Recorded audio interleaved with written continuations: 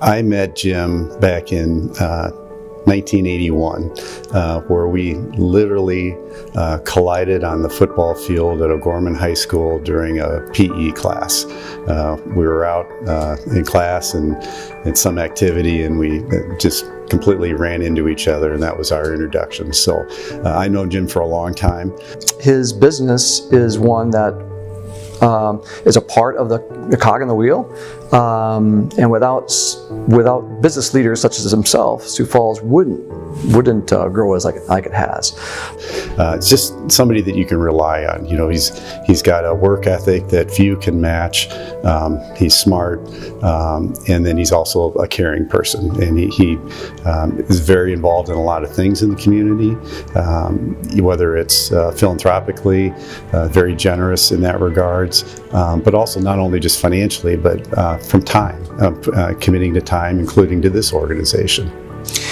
You know, as far as Foundation Park is concerned, you know, when we started developing Foundation Park, he was extremely instrumental in terms of development, in terms of mass grading, making sure that we develop it appropriately, and making sure that he was advising us to our best interest, and making sure that it was done in phases. And that was very, very important and very cost effective for us.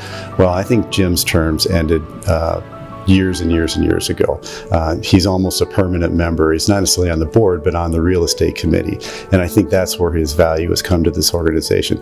Jim has the ability to take a look at a piece of property and see how its highest and best use will be, how the roads could lay in, how the water and sewer will work, all those different things. And his advice and guidance to the Development Foundation has been immeasurable.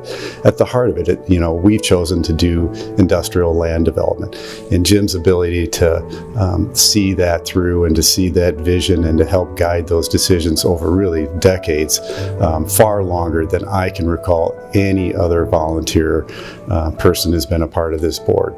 He's behind the scenes, kind of a quiet, not a quiet person, but quiet in respect to he's not doing it for himself, he's doing it to give back, and he's doing it for the betterment of Sioux Falls.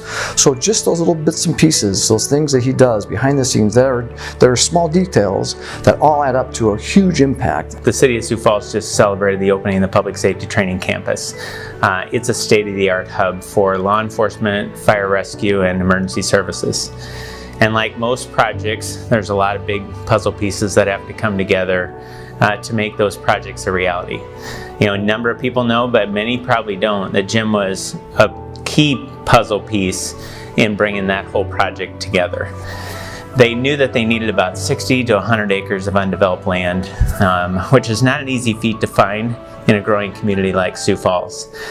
They knew they wanted to be in the northeast part of the city, so we started to look in the northeast part of the city, seeing what they believe was one of the perfect pieces of land. It was owned by Crusher Investments, so aka Jim Soukup.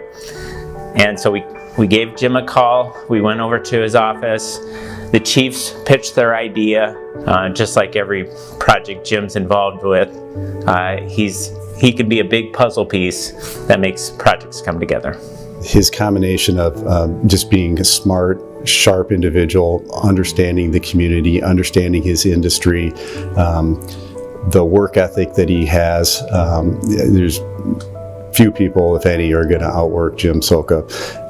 And then his integrity, just his honesty, and he's just somebody you can trust. You get that feel from talking in a short amount of time.